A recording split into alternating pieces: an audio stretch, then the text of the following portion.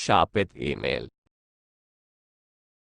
New haven के चहल पहल भरे शहर में जीवन हमेशा की तरह ही उन्मत्त गति से आगे बढ़ रहा था।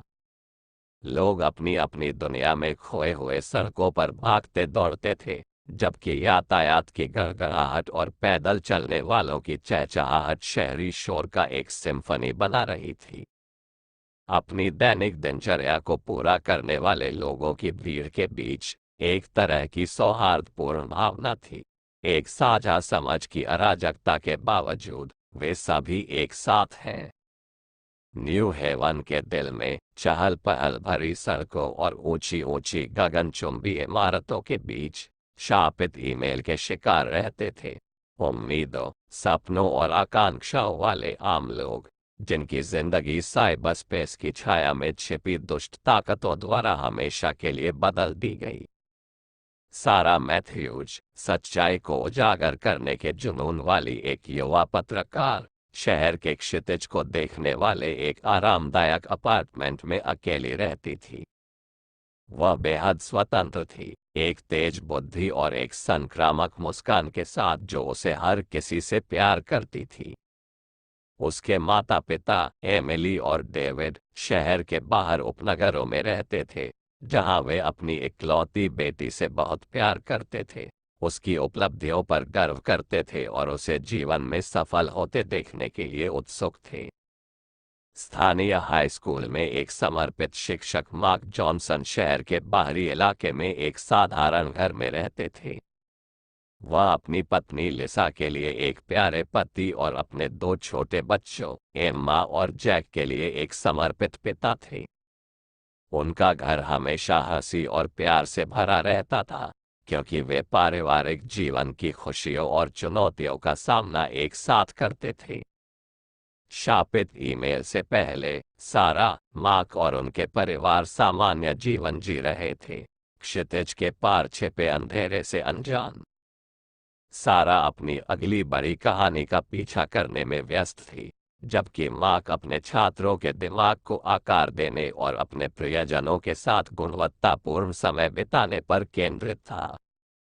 लेकिन जब रहस्यमय ईमेल उनके इनबॉक्स में आया, तो सब कुछ बदल गया। सारा ने सबसे पहले उस पर क्लिक किया। उसमें निहित गुप्त संदेश से उसकी जिज्ञासा बढ़ गई। कुछ ही दिनों में वह अपने अपार्टमेंट में बेजान पाई गई। उसका लैपटॉप अभी भी उस अशुभ ईमेल पर खुला था जिसने उसकी किस्मत तय कर दी थी।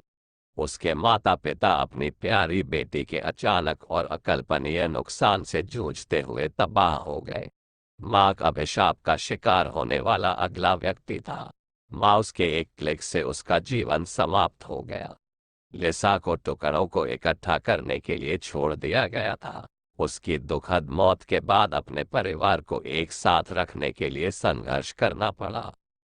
एम्मा और जैक, जो अपने नुकसान की गंभीरता को पूरी तरह से समझने के लिए बहुत छोटे थे, उन्हें दुख की भ्रामक और दर्दनाक यात्रा पर जाने के लिए छोड़ दिया गया था। अन्य पीड़ितों के परिवारों ने भी इसी तरह के संघर्षों का सामना किया, अपने प्रियजनों के अकल्पनीय नुकसान से जूझते हुए और एक ऐसी दुनिया में जवाब खोजते हुए जो कोई जवाब नहीं देती थी। न्यू हेवन का एक बार जीवंत समुदाय अब दुख और भय में डूबा हुआ था, क्योंकि मृत्यु की छाया उसके निवासियों पर मंडरा रही थी। त्रासदियों के बाद पीड़ितों के परिवारों को अपने बिखरते जीवन के टुकड़ों को उठाने के लिए छोड़ दिया गया था, जो एक बार की यादों से पीड़ित थे, और यह डरावना एहसास था कि उनके प्रियजन उनकी समझ से परे एक भयावह शक्ति का शिकार हो गए थे। जब वे अपने नुकसान का शोक मना रहे थे और उन अकथनीय भयावहताओं को समझने के लिए संघर्ष कर रहे थे जो उनके साथ हुई थी, तो वे सच्चाई को उजागर करने और उस अभिशाप को समाप्त करने के अपने दृढ़ संकल्प में एकजुट थे जिसने उनके प्रिय सारा, मार्क और कई अन्य लोगों के जीवन को छीन लिया था। शापित ईमेल के पीड़ितों में जोनाथन हैरिस भी शामिल थे, जो एक समर्पित अग्निशामक थे, जिन्होंने अपने समुदाय की सेवा में बहादुरी से कई साल बिताए थे। सोने के दिल और निस्वार्थ भावना के साथ जोनाथन अपने सहकर्मियों के प्रिय थे और उन्हें जानने वाले सभी लोग उनका सम्मान करते थे। वह शहर के बीचों बीच एक आरामदायक अपार्टमेंट में रहते थे, जहां वे अपने वफादार कुत्ते मैक्स के साथ शांत शामें बिताना पसंद करते थे। एक और पीड़ित मारिया रोड्रिग्स थी, जो एक प्रतिभाशाली कलाकार थी, जिनकी जीवंत पेंटिंग्स ने न्यू हेवन में जीवन के सार को पकड़ लिया था।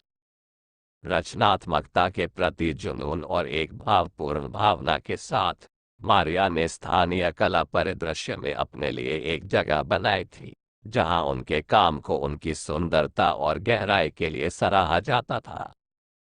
वह एक विचित्र स्टूडियो अपार्टमेंट में रहती थी, जहां उन्होंने अपनी कला में अपना दिल और आत्मा डाल दी थी, अपने पेंट ब्रश के स्ट्रोक में सांत्वना और अर्थ ढूंढती थी।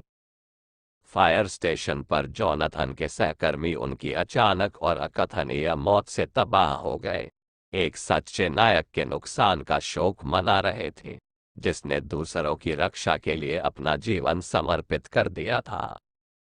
मारिया के साथ ही कलाकार उसके स्टूडियो में उसकी पेंटिंग्स से घिरे हुए इकट्ठा हुए, क्योंकि वे अपने समुदाय के एक प्रतिभाशाली और प्रिय सदस्य के नुकसान को स्वीकार करने के लिए संघर्ष कर रहे थे।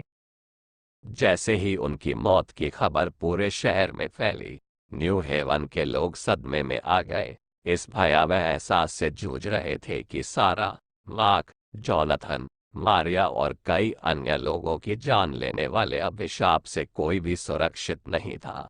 अपने दुख और सदमे के बीच वे रहस्यमय मौतों के पीछे की सच्चाई को उजागर करने और अपने एक बार शांतिपूर्ण शहर पर छाए आतंक को खत्म करने के अपने दृढ़ संकल्प में एकजुट थे। कहानी जारी है। देखने के लिए धन्यवाद।